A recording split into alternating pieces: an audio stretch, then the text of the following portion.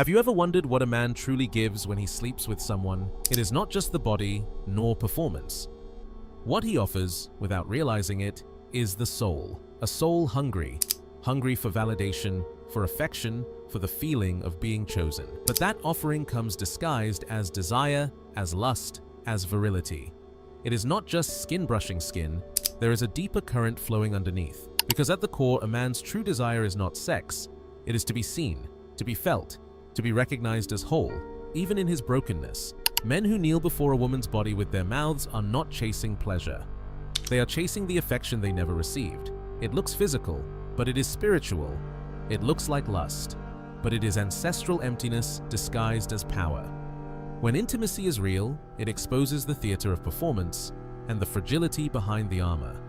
And it is in that brutal moment that Jung's psychology reveals itself. The body as oracle, the shadow as mirror, but only seen by the one brave enough to pierce through the mask and dive into the cutting truth.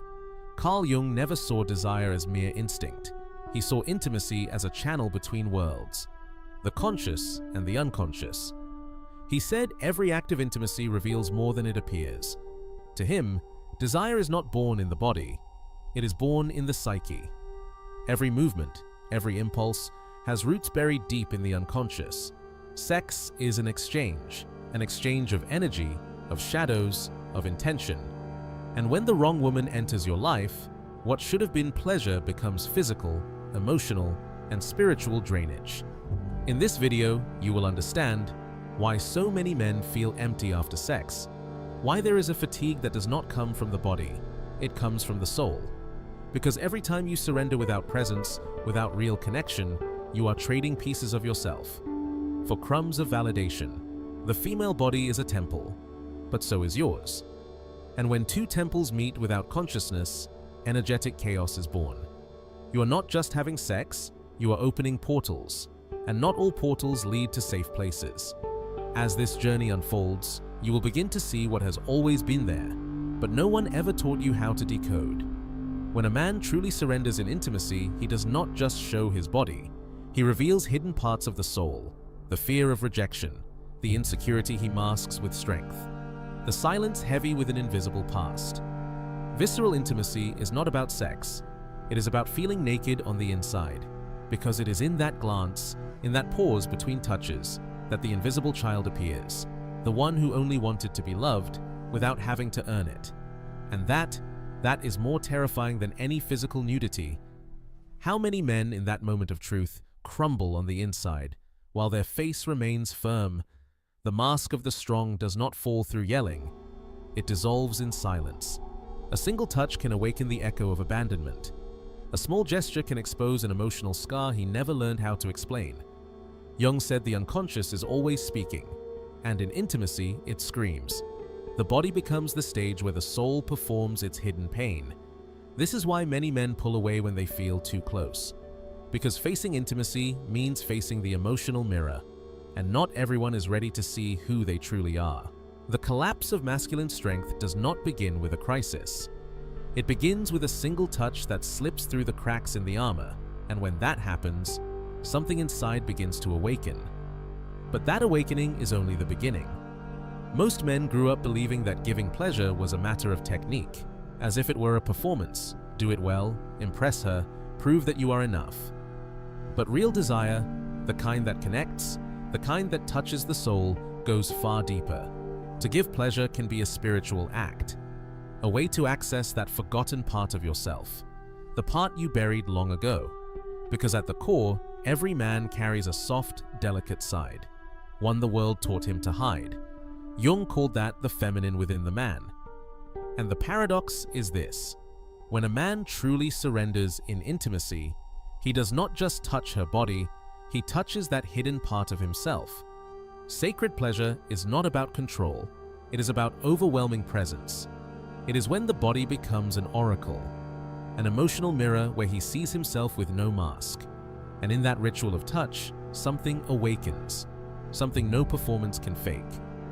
This is where desire ceases to be just flesh and becomes soul. Ritual sexuality does not begin in the body, it begins in listening, without words, in allowing that exiled sensitivity to rise again. It is not about proving anything to anyone. It is about reconnecting with who you really are beneath the fractured armor. And when that happens, pleasure becomes healing. But for many men, that still feels far too dangerous.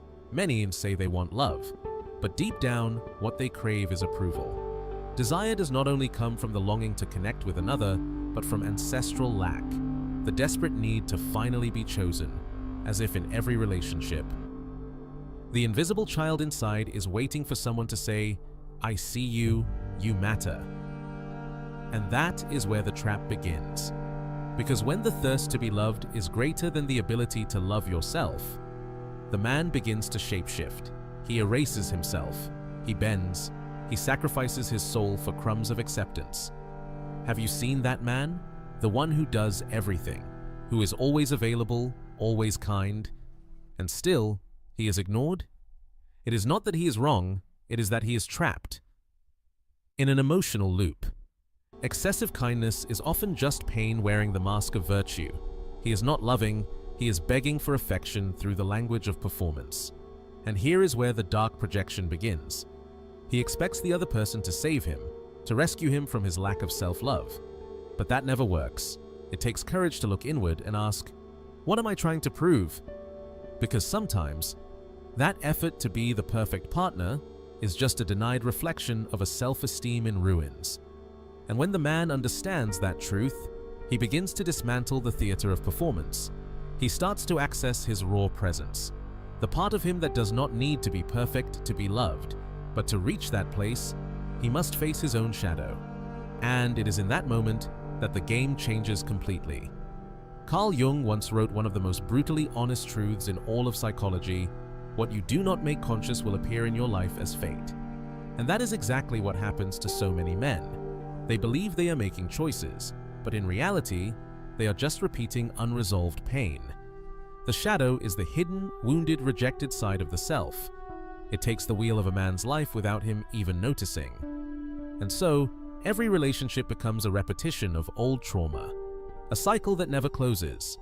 This is why intimacy can feel like a minefield, not because the other person is toxic, but because the wounds within are still open. He approaches with the mask of strength, but inside, he is collapsing. He looks to the other for a solution to the existential emptiness he has never healed.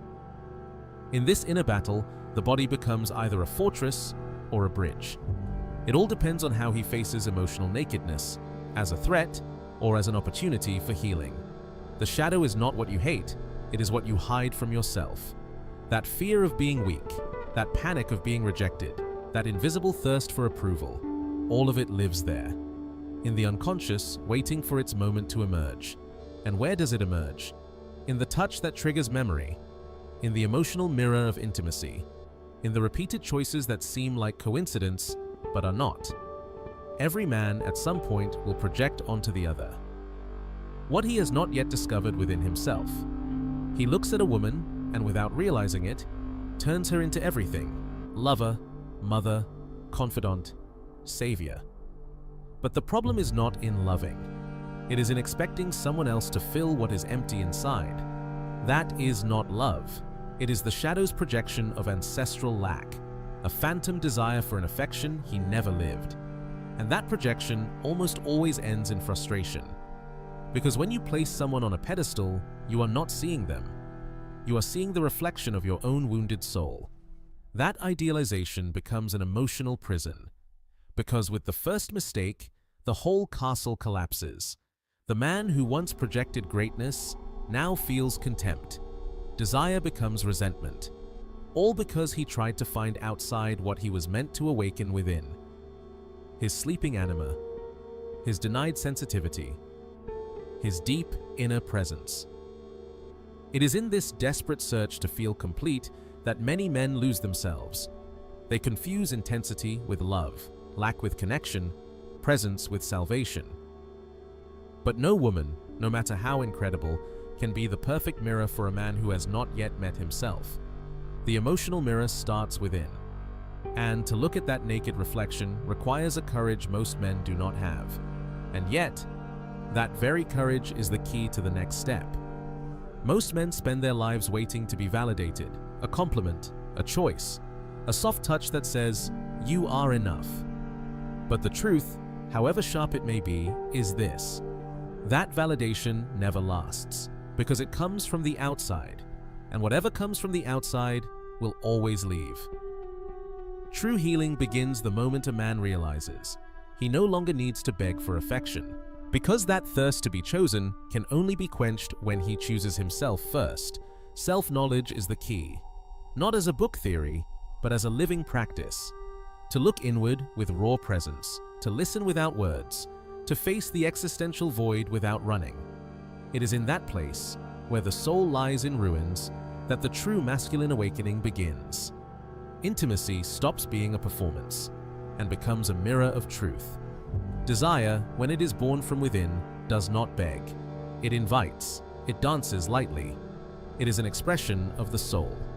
That is the moment when sexuality transforms into ritual, no longer an escape, but a return, where sacred pleasure does not come from emptiness, but from fullness, where the shadow becomes an oracle and silence becomes wisdom. But to reach that place, a man must pass through the prison of the ego and tear off, one by one, the masks of strength. And in that pilgrimage, he finds something the world tried to bury: his exposed humanity. Not every woman deserves access to your body, much less to your energy. Sex, when unconscious, becomes an open channel through which your life force can be drained without you even realizing it. There are women, emotionally wounded, addicted to drama, disconnected from themselves, who carry within them a void. And when you merge with that void, it devours the most sacred parts of you, your clarity, your strength, your direction. You leave the encounter more empty than when you entered, and still, you believe it was pleasure. What she lived with other men, her emotional addictions, the unconscious pacts she maintains, all of that is etched into her body. And sex is the doorway through which those energies enter your life without asking for permission. You are not just having sex with her body, you are engaging her energy, her traumas, her unresolved demons.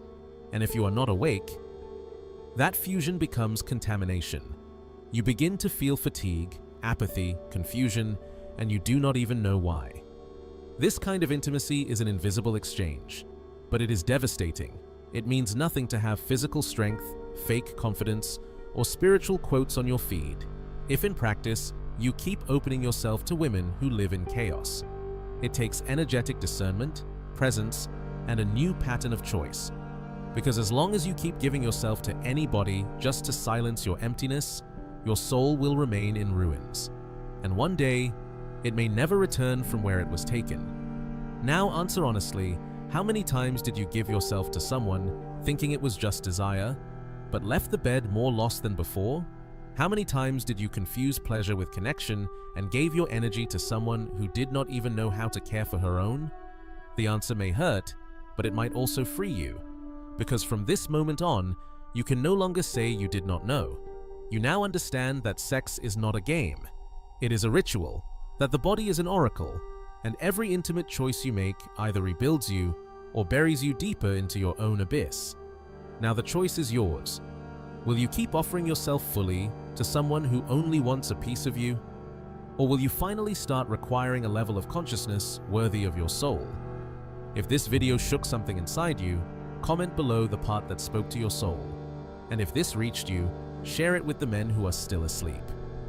Subscribe, because what we are revealing here is not just about sex, it is about who you are when no one is watching, not performance, presence,